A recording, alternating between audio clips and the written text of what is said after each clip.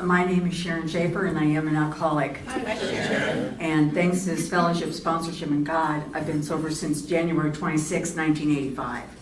And for that, I am truly grateful, as well as my family members and friends.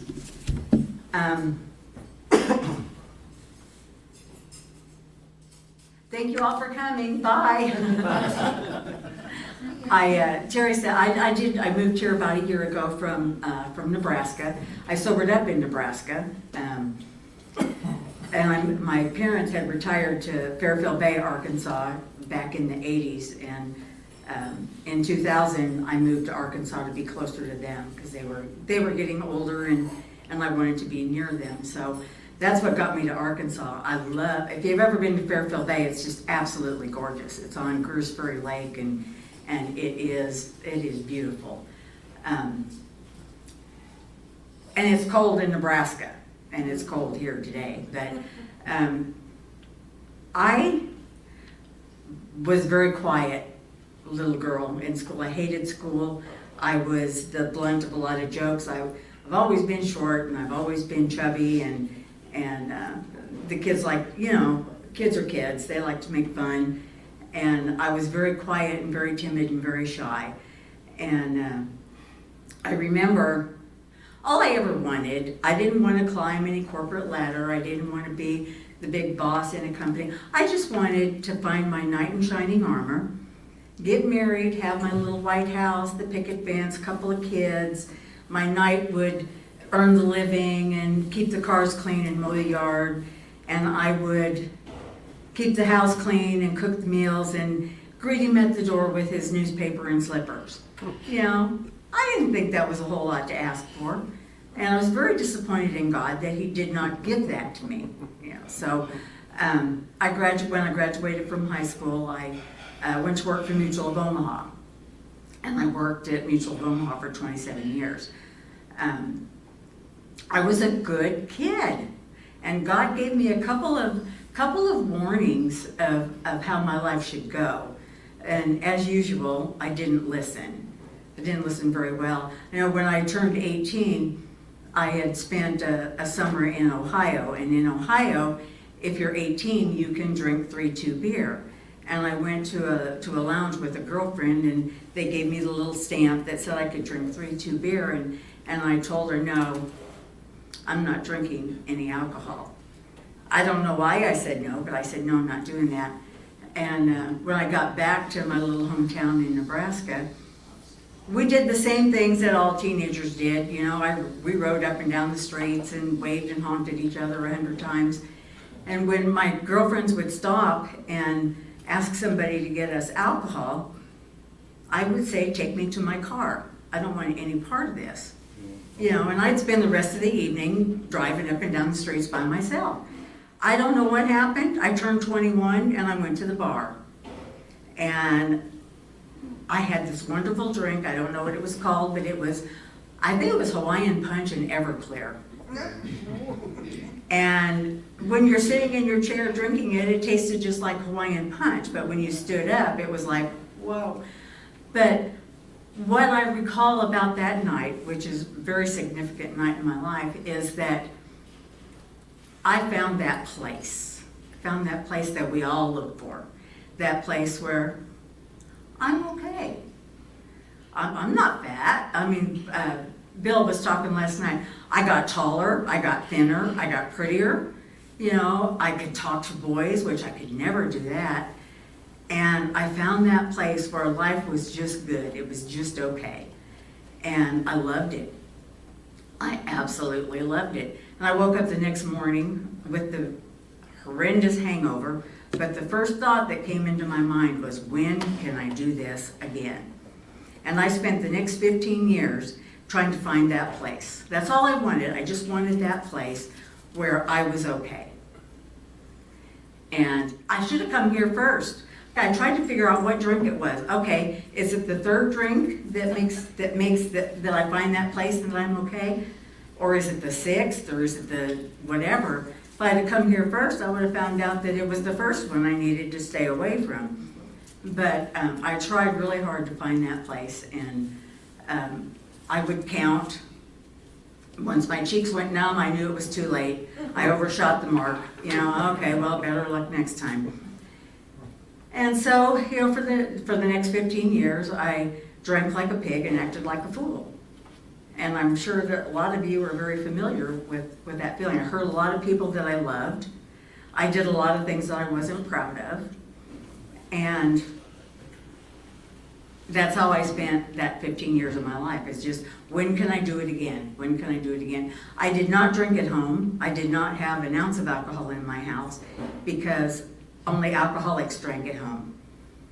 And I did not drink before 7 o'clock because only alcoholics drank before 7 o'clock. Anyway, that's what my mind told me. The reason I didn't drink before 7 o'clock was because I had to be in the bar till it closed. And if I started drinking before 7 o'clock, I couldn't hit that mark, So I spent a lot of time looking for my knight in shining armor.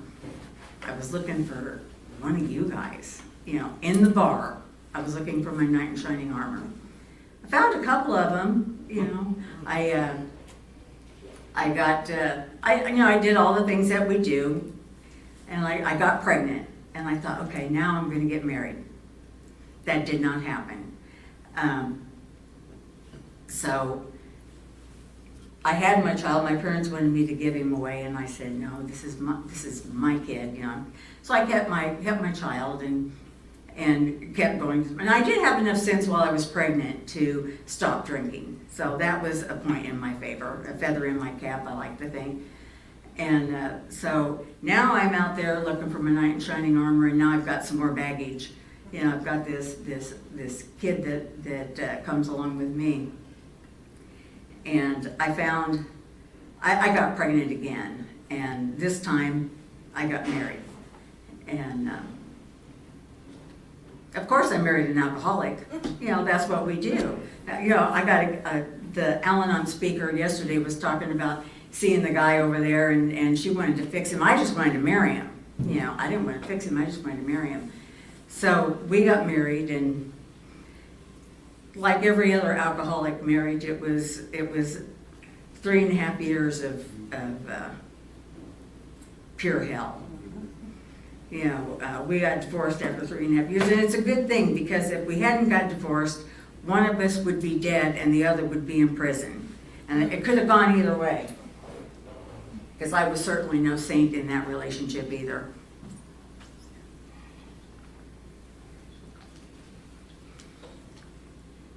So, I've got, now I'm divorced and I have 2 children, and I'm working for Mutual of Omaha, and I'm a drunk. And there's no nice way to put it. I'm a drunk, and I have to drink. And alcohol started out to be my solution. It was my solution I just wanted to get away from me. It's like, just go away. And when I was drinking and when I was drunk, I could leave that person behind, and I had a few hours of peace. The problem with that, as you all know, when you're out there drinking, I'm building up all the reasons why I disliked myself so much. So the more I drank, the more I did. The more I did, the more I disliked myself. The more I disliked myself, the more I had to drink. And it was just that vicious cycle that just followed me around everywhere. So I'd like to move up a little bit to the next significant night in my life of drinking. I didn't generally set out to get drunk. Like I said, I was just trying to find that place. But this particular day, I don't know what had happened, but this particular night, I just wanted to get drunk. That's all I just wanted to get drunk, and that's all there was to it. And to my surprise, when the bar closed that night, I was just as sober as I was when I walked in. And now I'm in big trouble, because now my solution is not working. Now what do I do? I'm stuck with me, and I'm sober, and my solution isn't working, and that scared me a lot. I thought, now what do I do? What do I do? And And I'm sure that I drank after that. I'm sure that I did. Some of it's a little, a little foggy. It's been quite a while. But the next significant day in my drinking career was the Christmas. I sobered up on January 26th in 1985, and December of 1984 was really the day that put me over the edge. Me and my daughter were living with a girlfriend of mine. I had lost my house in November because it was more important to pay the bar bill than it was to make the house payment. Priorities. You gotta take care of what's important. And my son at that point, he had already moved away from me. He used to drop to his knees and wrap his little arms around my legs and beg me to stay home. He would just beg me to stay home, and I would peel his arms from around my legs and pat him on the head and say, just let me go out tonight and we'll do something tomorrow night. And he knew as well as I did that was one of those promises that was never going to come true. So he had moved down here, or he had come down to Arkansas to spend the summer with my mom and dad, and he never came back home. He could not stand my lifestyle.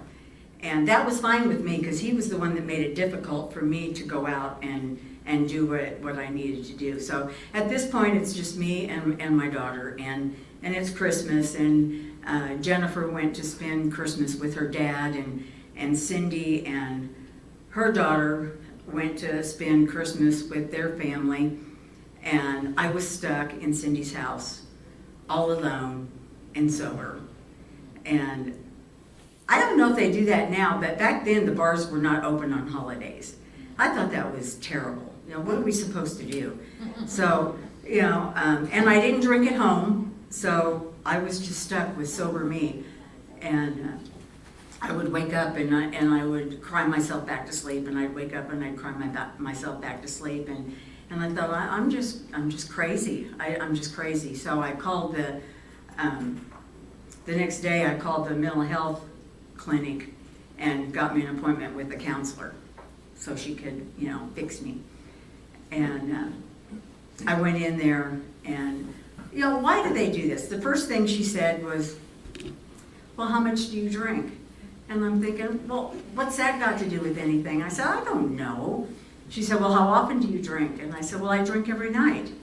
And she said, well, how much do you drink every night? And I said, well, I spend about $15-20 a night, and my drinks are $1 a piece. Now that says something. Where can you go today and get a tall Bacardi and Coke for $1? And so I'm hearing myself say how much I drink, and I'm thinking, wow, I guess I kind of do drink a lot. But I was so arrogant with her, and I said, you know what? I said, I don't drink. I don't go to the bar to drink. I drink because I go to the bar. And if you can figure out why I have to go to the bar every night, then we're going to get somewhere. And I already knew I went to the bar. I went to the bar because I was looking for my knight in shining armor. But I wasn't going to tell her that because that was her job. So I started going to the bar. I kept going to the bar, but I stopped drinking. And people in a bar around 10 o'clock get pretty stupid. And I thought, oh my gosh. And I saw behaviors, and I thought, did I do that? Do I behave like that? And so I did that for a couple of weeks, and then I quit going. Now I've stopped drinking, but I have not found Alcoholics Anonymous yet. And like I said, I was a bar drinker, and I drank just about every night. So I am now walking up and down the halls in Cindy's house wondering, what do people do that stay home? I had no idea what a normal person did at night. So I'm walking around, trying to figure out what it is I'm supposed to do with my life. And a friend of mine, who I thought could possibly be a knight, he had disappeared from the bars, and my friend said, don't worry about it. He's put his daughter in treatment again. He's going to AA, but don't worry because he'll be back. He's done this before. And he was calling me and feeding me bits and pieces of the 12 steps. I had no idea what he was doing, but so he was telling me bits about Alcoholics Anonymous, and I'm going to this counselor, and she's wanting me to go to AA, and I'm saying I don't need AA, I don't drink anymore. And she wanted me to go to Al-Anon, and I said, the alcoholic is not in my life anymore, I don't need Al-Anon.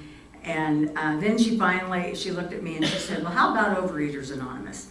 There I was, 5 foot tall, I weighed about 200 pounds. Now, you can argue how much you drink, you can argue having an alcoholic in your life, but when you're 5 foot tall and you weigh 200 pounds, you can't argue the point that Overeaters Anonymous might be a place that you'd want to go. So I said, okay, so I went there, and they gave me a big book and said to substitute the word alcohol, food for alcohol, and foodaholic for alcoholic, and I took the book home and started reading it, and I thought, wow, this sounds really familiar to me, and I wasn't substituting any words, so I went to the OA meeting, and I said, I'm not substituting any words here. And she didn't miss a beat. She said, okay. She said, we'll take care of this later. You need to go to the Methodist church on Thursday night, and you need to talk to a lady named Sherry. And I thought, okay. So I was prepared to go to the meeting on Thursday night. This was Tuesday, and my friend had called and said, well, what are you doing? And I said, I don't know, just walking around the house trying to figure out what I'm supposed to do. And he said, well, tonight would be a good night to go to a meeting. And I said, oh no, I'm not supposed to go till Thursday. But I needed that invitation. At that point, not too many people wanted me around, and I knew that Terry had started going to AA, and I didn't know if it would bother him. I didn't know if he wanted me there. Because people didn't want to be seen with me. I didn't want to be seen with me, and when he said that was the invitation that I needed. That was his permission saying that it was okay for me to go.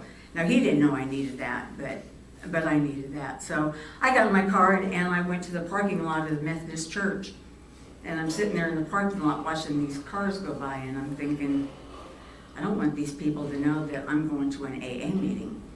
I don't know that they knew that it was an AA meeting. Now, it didn't bother me to fall off a bar stool, crawling around on the floor, but I did not want anybody to see me walk into an AA meeting.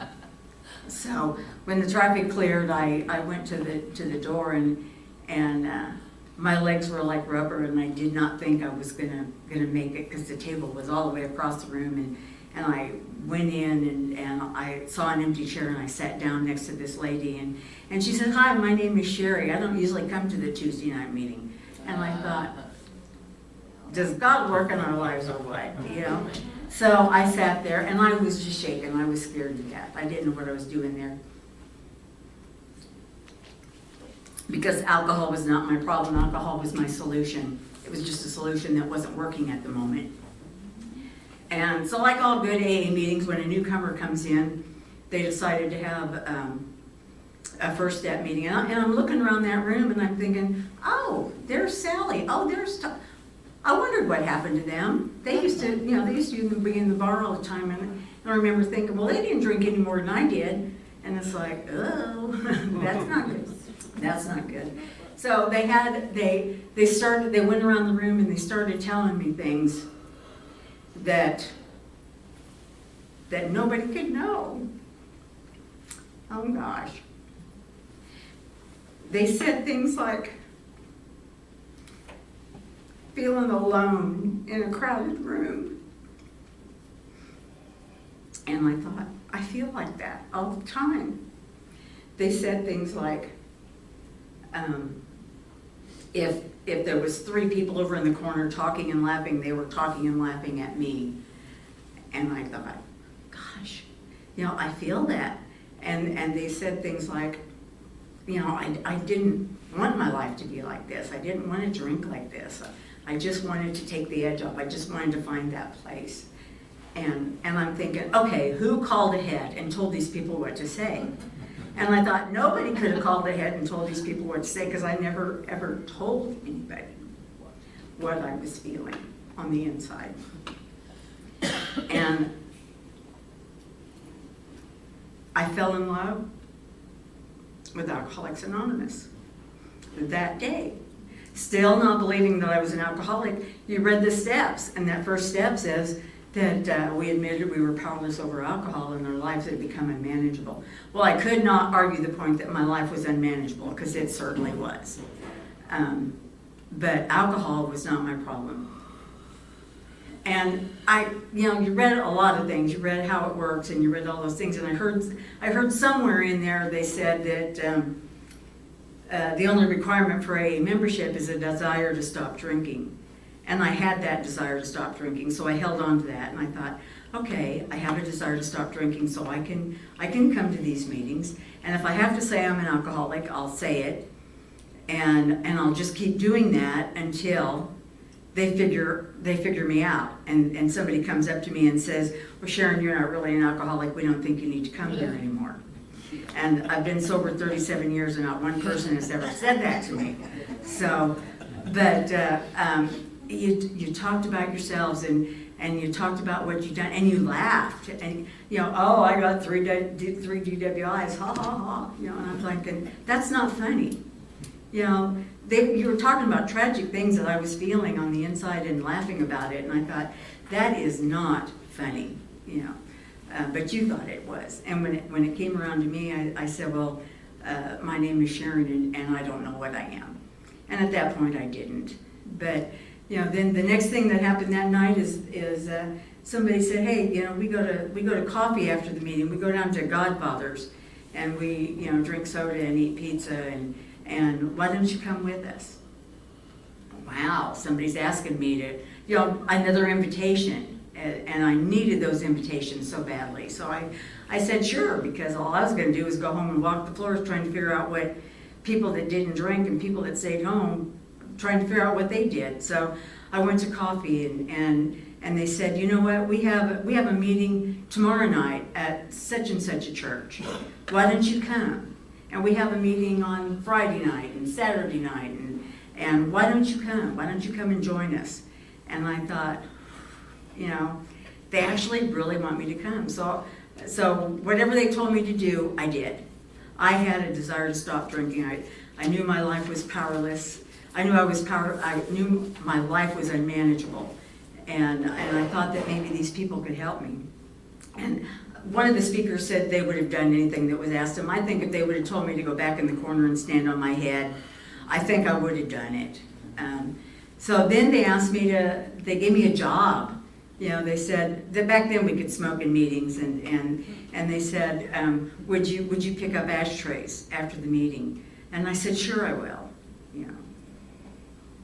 And I did. I picked up those dirty, filthy, nasty ashtrays.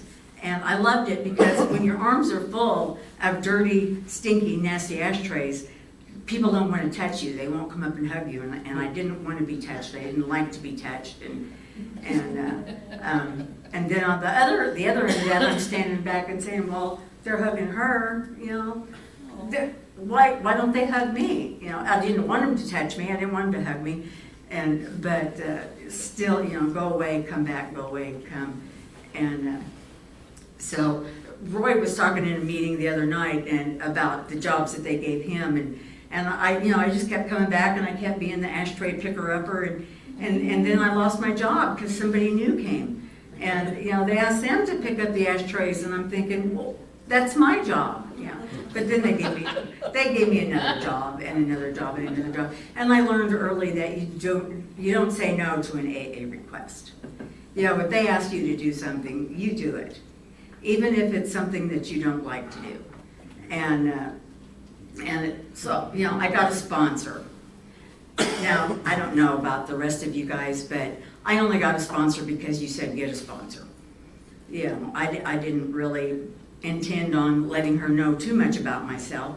I would tell her just enough, and as soon as I thought she knew a little bit too much, I'd get somebody else. I'd fire her and I'd get somebody else, and I did that several times because I thought, just like the rest of us, I thought if you really knew who I was and what I'd done, you won't ask me to come back.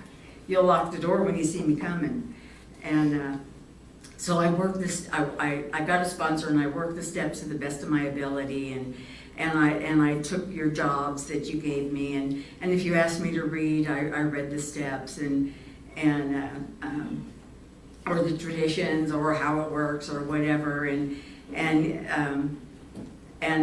I just started to feel a part of.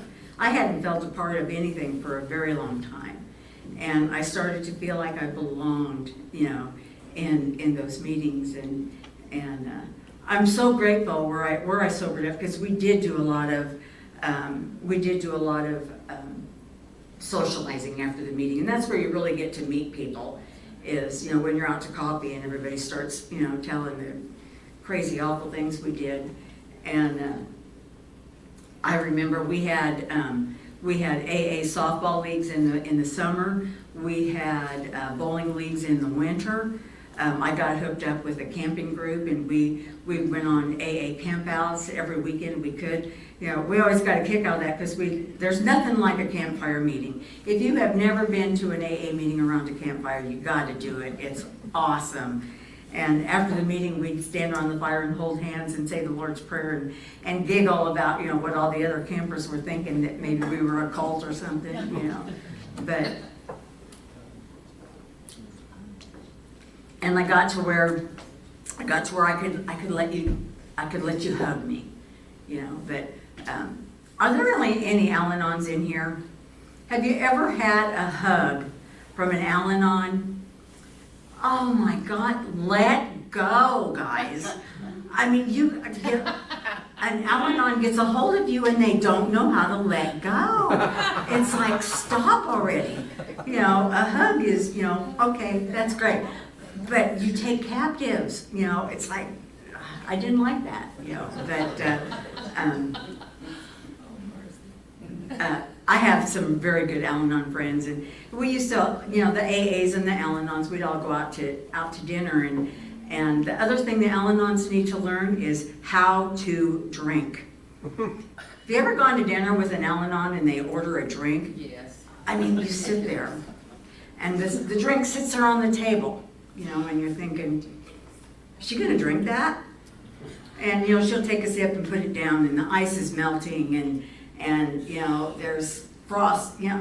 It's like, it's still there when dinner's over. It's like, what is wrong? But I would have had 5 or 6 down by the time it takes them to drink one. But I've had a lot of really good Al-Anon friends and in the program, and I'm so thankful too that there's a program for the family members, because we do a lot of damage.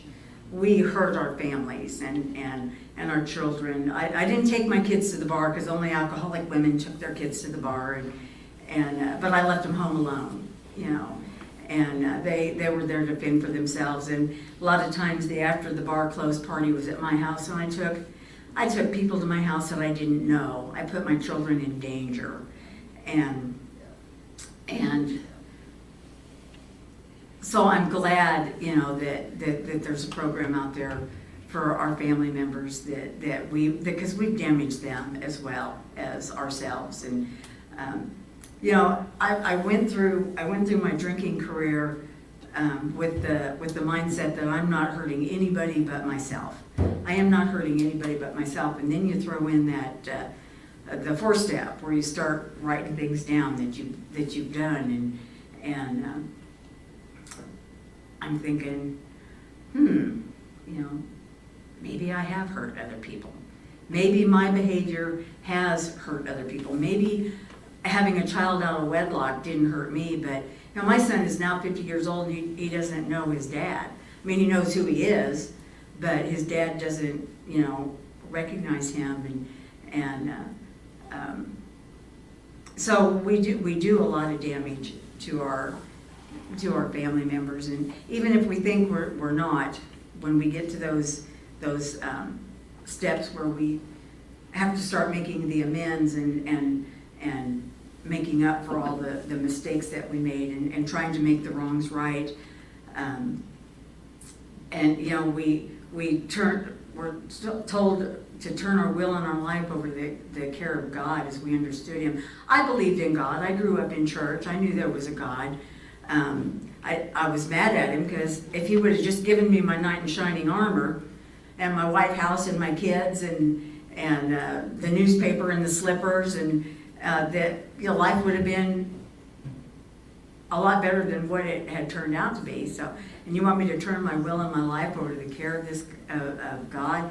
I knew that he didn't like what I was doing. I knew the difference between right and wrong. I had a conscience, and I was pretty sure that God didn't like the things that I was doing. But you know what? I know that God has been in my life all along. I just didn't know it. When I was driving down I used to go to this little country bar in La Platte, and you just go around the corner and you go down this dirt road. Well, I missed the mark one day. Instead of going down the road, I'm driving down the railroad tracks. And I can't get off until I get to the next, road. And God was with me that night. God was with me when I'm driving down a 4-lane highway and all the lights are coming my way. God was with me the nights that I took babysitters home in blackouts. And I did the same thing that the rest of you did. First thing I did in the morning was, number one, you look outside to see if your car is there. And then you got to do the walk around to see if there's any blood or dents or any damages that we had done. So God was in my life, and everything that happened to me was his plan. And he knew that I'm stubborn, and he knew what it was going to take to get me through the doors of Alcoholics Anonymous. And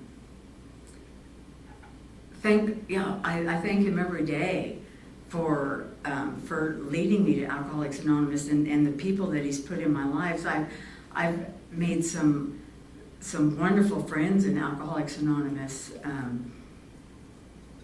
You made me feel whole again. You made me feel like a worthy human being, and all I had to do was show up, get a sponsor. He was talking last night about the sponsor telling him to call him every day, and I had several of those too. Call me every day. Why? Just call me. You don't have to talk for an hour or 10 minutes. Just call me. And the reason we do that, the reason they were doing that is because they wanted me to get in the habit. We want the newcomers to get in the habit of making that phone call, so that when we really need to make that phone call, when our life is falling apart and we really need to make that phone call, it's not hard to do. You just dial the phone and you call the sponsor and you tell them what's going on in your life, and they can give you some solutions and give you some. I called my sponsor this morning. I said, "Okay, Jill, this is it. This is the morning. What should I do?" And she said, "Will you share your experience, strength, and hope, and just tell the truth?" And I said, "The truth as I see it?" And she said, "No, the real truth." I said, "Okay." But there's so many things to be gained from Alcoholics Anonymous. I hated school. I used to have to get up and do a book report. Oh God, I hated that. And here I am today, standing in front of you people, telling my story, telling what life was like for me and what it's like today. And never in a million years would I have thought that I could do this. And I've got to talk about this. When I was I think I was about 23 years sober. My dad got sick. And I had moved to Arkansas to take care of my parents when the time came. So he had dementia, and I was his caretaker. And he died in March. No, let me get this right. He died in August of 2008.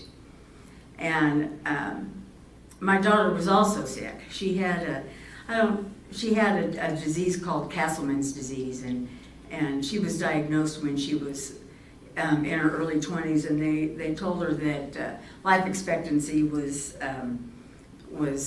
I think 12 years. They told her she'd never have children, and she lived 14 and she had 2 kids, But my dad died in August of '08, and I was his caretaker, and then I was my daughter's caretaker, and she died in March of '09, and I was my mother's caretaker, and she died in February of 2011. And had it not been for Alcoholics Anonymous, that would not have happened. I would not have been there for the people that I loved. I didn't get to go to a lot of meetings during that time, but I got a lot of phone calls from my friends, and Alcoholics Anonymous saved my life during those times, because it was not an easy time. And since then, I've talked to several people this weekend who have lost children or loved ones. You don't expect to bury your children. That just is something that just doesn't happen. But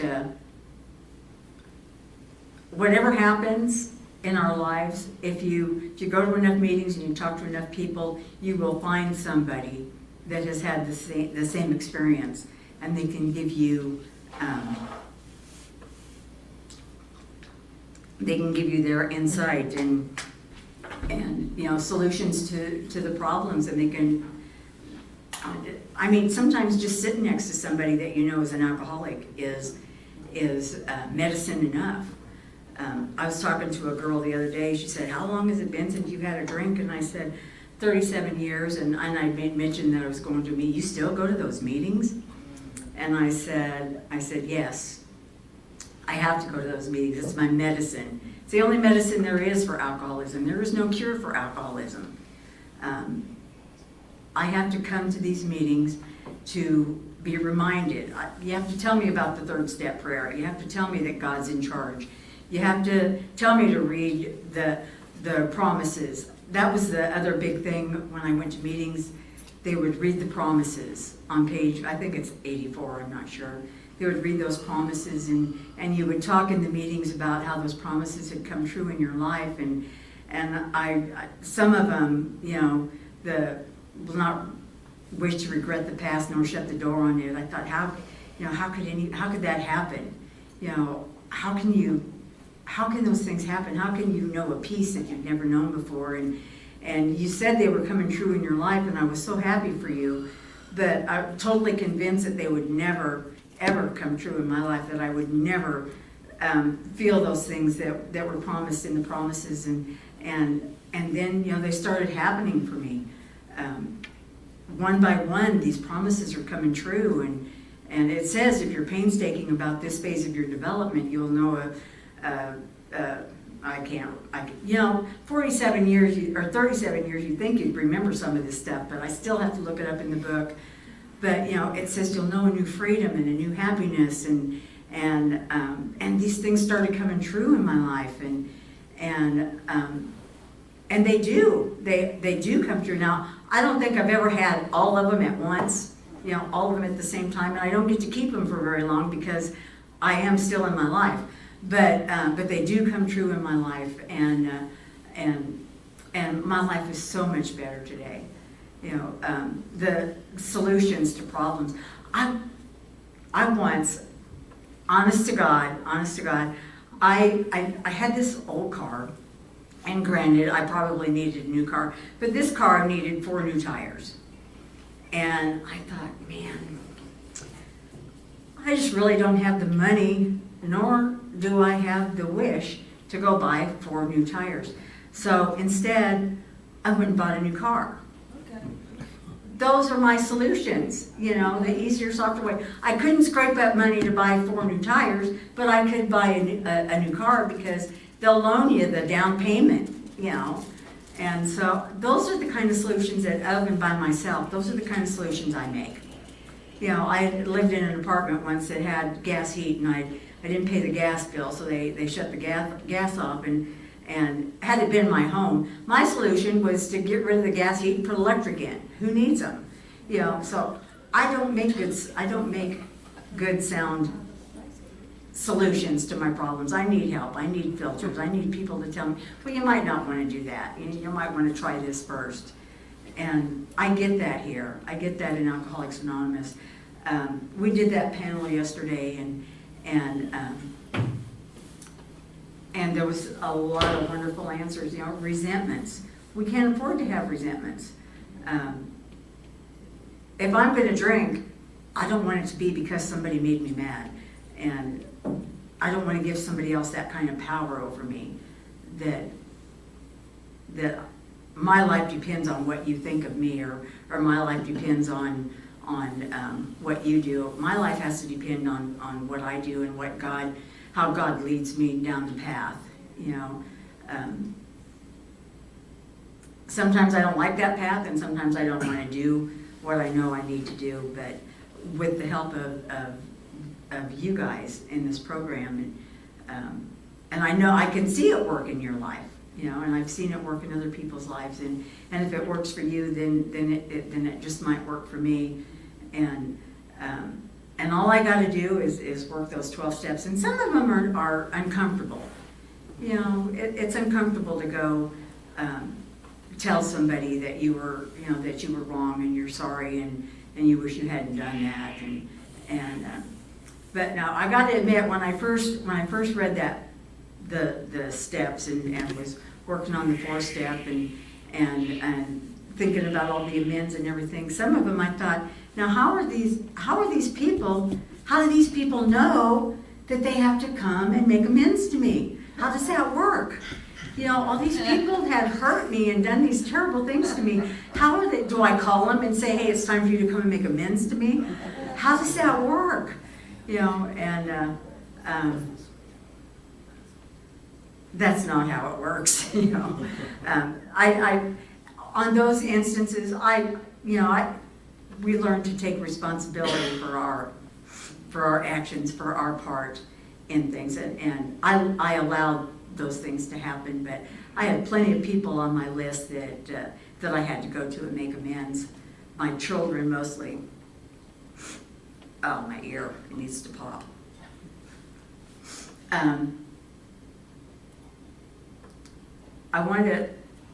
One of the other speakers had talked about this too. One of the best things that has happened to me in Alcoholics Anonymous, and really the only amends I really cared about was my children. I think the best day I had in Alcoholics Anonymous was the day that my daughter let me have my granddaughter without supervision. I got to take care of my little 2-year-old granddaughter, well, before that too, but, and my son, I would take my son's kids home with me for a weekend. He would actually let me have them for a weekend. And he's the one that moved away from me because he couldn't handle my lifestyle. And to be with my daughter the day that she died was just an amazing gift. To be sober for one, and to be there for the day that she took her last breath. That was a gift and a blessing that I didn't deserve that. I don't deserve half of the things that I have today. I don't deserve the wonderful life that I have today.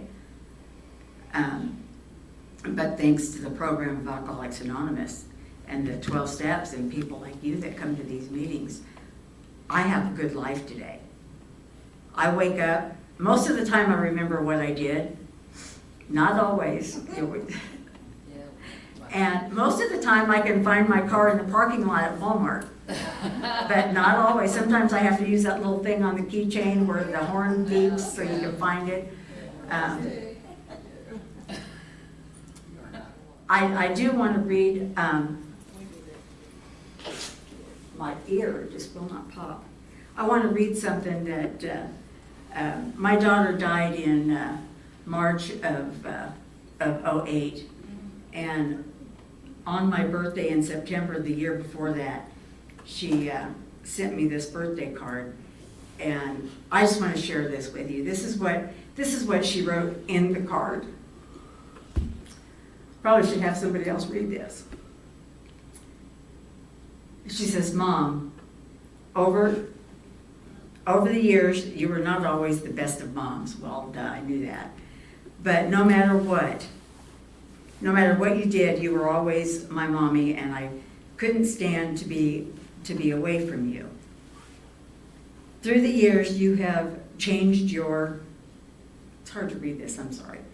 Through the years, you have changed so much, and I am proud of the person you have become. You are always here when I need anything. In addition to spoiling me rotten, I know I can call on you when I need support, comforting, or a solution to a problem.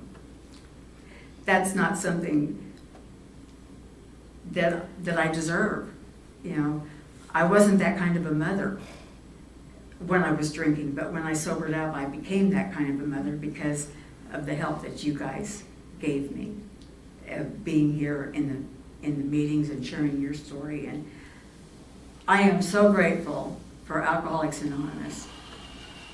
I think we all are, to the point where we just, you know, the best way that I can be grateful is to live the life that Alcoholics Anonymous has given me, and to do the right thing, and to share it with others, and to do whatever I can to help still suffering alcoholic, like the central office was talking about. And I thank the committee for asking me to speak. This is not my favorite thing to do, but I was brought up to never say no to an AA request.